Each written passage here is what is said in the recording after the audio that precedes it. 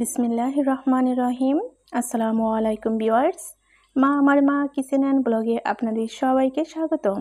চলে এলাম নতুন একটি দুর্দান্ত রান্নার রেসিপি নিয়ে। তো আপনারা আমার সাথেই থাকুন, দেখতেই থাকুন। যদি দেখতে দেখতে ভালো লেগে যায় অবশ্যই আমার সাথেই থেকে যাবেন। তো ভিডিওটা দেখার শুরুতে অবশ্যই একটি লাইক দিয়ে ভিডিওটি কন্টিনিউ করবেন। তো ভিউয়ার্স, আজকে আমি আপনাদের সাথে শেয়ার করতে যাচ্ছি এই যে দেখতে পাচ্ছেন দুন্দুল তরকারি। একটি ডিম দিয়ে কিভাবে এই দুন্দুল তরকারি খুব সুস্বাদু করে রান্না করা হয় এই প্রসেসটি। তো আপনারা সম্পূর্ণ ভিডিও জুড়ে আমার সাথেই থাকবেন। ভিডিওটি যদি স্কিপ করেন তাহলে কিন্তু তেমন কিছুই বুঝতে পারবেন না। অনেক নতুন রাঁধুনি আপুরা আছেন আমার, যারা একদমই রান্নায় একদমই পারফেক্ট নয়। তো সেক্ষেত্রে বলবো আপনারা সবসময় চোখ রাখুন আমার মা কিচেন অ্যান্ড ব্লগে। এখানে খুব সহজে এবং খুবই কম সময়ে আপনাদেরকে খুব ভালো ভালো রান্না উপহার দেওয়া হয়। তো দেখতেই পাচ্ছেন দুন্দুলগুলো কিন্তু আমি কিভাবে ফালি ফালি দিয়ে কেটে নিয়েছি। খোসাগুলো ছাড়িয়ে দেখতেই পাচ্ছেন আমি পিস পিস করে কেটে নিয়েছি। এরপর যে আমি এগুলোকে ধুয়ে পরিষ্কার করে পানি ঝরিয়ে নেব। তো চলুন চলে যাই রান্নার প্রসেসিংয়ে। এগুলো রান্না করার জন্য আমি চুলায় একটি প্যান বসিয়ে দিয়ে দিচ্ছি রান্নার রেগুলার সয়াবিন তেল। এখন আমি এর মধ্যে অ্যাড করে দিচ্ছি দুটি পেঁয়াজ কুচি। এখন আমি অ্যাড করে দিচ্ছি 4 থেকে 5টি পেঁয়াজ কাঁচা জাল কুচি। এটাকে নেড়েচেড়ে আমি ভালো করে একটু বাদামি কালার করে ভেজে নেব। তো ভিউয়ার্স, ভিডিওটি কেমন লাগলো অবশ্যই কিন্তু কমেন্ট বক্সে আপনাদের মতামত জানাতে একদমই ভুলবেন না। আর যে আপুরা খুব সুন্দর সুন্দর রান্না করতে পারেন তাদেরকে অসংখ্য অসংখ্য ধন্যবাদ।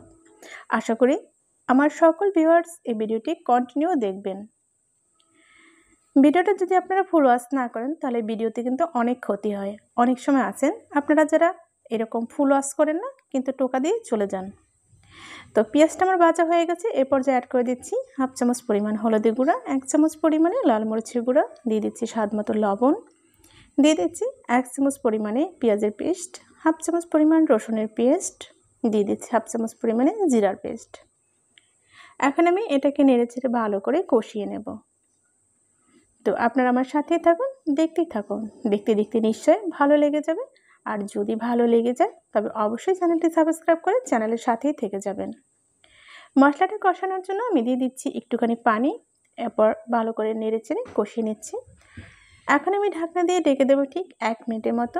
আমি ফিরে আসবো 1 মিনিট পরে। ভিউয়ার্স, আমি ফিরে আসলাম ঠিক 1 মিনিট পর। দেখতে পাচ্ছেন মশলাটা কিন্তু অনেকটাই কষানো হয়ে গেছে। এরপর যে আমি আবার একটু নেড়েচেড়ে মিশিয়ে নিচ্ছি। মশলা থেকে কিন্তু তেলটা উপরের দিকে একটু ভেসে উঠেছে, দেখতেই পাচ্ছেন। ভিউয়ার্স, প্রত্যেকটা রান্নার ক্ষেত্রে মশলাটা যত ভালো করে কষানো যায় রান্নাটা কিন্তু ততটাই স্বাদ হয়, খেতেও খুব ভালো লাগে।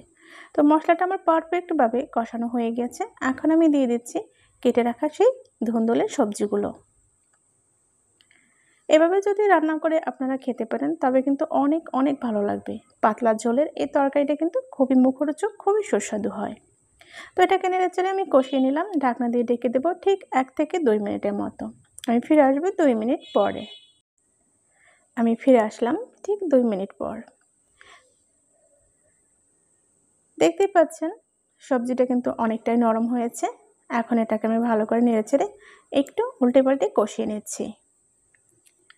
এই সবজিটা কিন্তু এমনিতেই অনেকটা নরম, তাই অতিরিক্ত বেশি ঝোলের পানি দেওয়া যাবে না। পরিমাণ মতো আমি ঝোলের পানি দিয়ে দিচ্ছি। এখন আমি এটাকে আবারও একটু নেড়েচেড়ে নিচ্ছি। ভিউয়ার্স, আপনারা এরকম সুন্দর সুন্দর রান্না পাওয়ার জন্য আপনারা চ্যানেলটা অবশ্যই সাবস্ক্রাইব করে রাখবেন।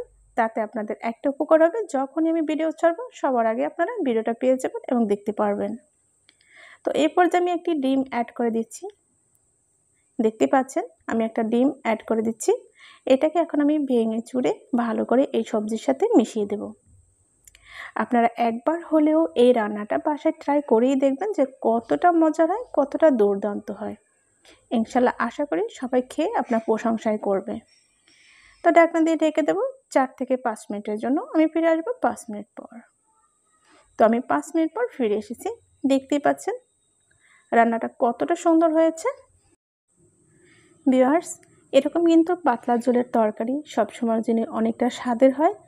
এর জন্য বিশেষ কোনো মশলা বা বিশেষ কোনো রান্নার আয়োজন করতে হয় না। তো এখন আমি ঢাকনা দিয়ে ঢেকে দেবো ঠিক 2 মিনিটের জন্য। ফিরে আসলাম ঠিক 2 মিনিট পরে। এখন আমি ঢাকনাটা তুলে তরকারিটা আবারও নেড়েচেড়ে নেব। এবারে কিন্তু আমার রান্নাটা একদমই কমপ্লিট হয়ে গিয়েছে। এর কিন্তু দেখেই বোঝা যাচ্ছে যে কতটা সুন্দর হয়েছে। তো চুলাটা আমি অফ করে দিয়েছি। দেখতেই পাচ্ছেন রান্নাটা কিন্তু একদমই কমপ্লিট। ভিউয়ার্স, এমনিতেই কিন্তু গরমে অনেক সময় আমাদের বেশি মশলাযুক্ত খাবার খেতে ইচ্ছে করে না, তাই সেক্ষেত্রে কিন্তু এরকম পানি তরকারি বা পাতলা ঝোলের তরকারি কিন্তু আমরা খেতেই পারি। তো ফাইনালি আপনাদেরকে আমি সার্ভ করে দেখাচ্ছি কতটা সুন্দর হয়েছে এবং কতটা লোভনীয় হয়েছে। ভিউয়ার্স, যদি আপনাদের এতটুকু ভালো লেগে থাকে আর এতটুকু যদি আপনাদের মনে ধরে থাকে এই রান্নাটা, তবে অবশ্যই আপনাদের ভালোবাসা মা আমার মা কিচেন অ্যান্ড ব্লগে রেখে যাবেন। এটা আপনাদের কাছে আমার প্রত্যাশা রইল। আর ভিডিওটি কেমন লাগলো বা রেসিপিটি আপনাদের কেমন লাগলো তা কিন্তু জানাতে একদমই ভুলবেন না। আবারও বলছি, আপনারা অবশ্যই একটি লাইক দিয়ে ভিডিওটি কন্টিনিউ করবেন। ভিউয়ার্স, আমি এই কথাটা প্রায় বলি যে ভিডিওটা স্কিপ করবেন না। অনেক কষ্ট করে একটা কন্টেন্ট তৈরি করি, তো সেক্ষেত্রে আপনারা যদি ভিডিওটি স্কিপ করে দেখেন আমার ভিডিওর প্রচুর ক্ষতি হয়। আর বলতে পারেন এক কথায় আমার ভিডিওতে ওয়াচ টাইম খুবই কম আসে, যার জন্য এই কথাগুলো আমার বলতে হয়। আশা করি আপনারা রাগ করবেন না, আমার বিষয়টা আপনারা বুঝতে পারবেন। ভিউয়ার্স, এরকম সুন্দর সুন্দর যখন আমরা কন্টেন্ট তৈরি করি, তারপরে যখন দেখতে পারি দিন শেষে যে ওয়াচ টাইম আসে না, তখন কিন্তু খুব বেশি কষ্ট হয়। হয়তো বলবেন ভিডিওর মাঝে এত কথাগুলো আপনারা কেন বলেন, কিন্তু এই কথাগুলো বলতে এজন্যই বাধ্য হলাম যে এত সুন্দর করে বা এত কষ্ট করে একটা ভিডিও এডিট করি বা সময় দিই বা শ্রম দিই, নিশ্চয়ই ওয়াচ টাইম আসবে এরকম একটা প্রত্যাশা কিন্তু থাকে।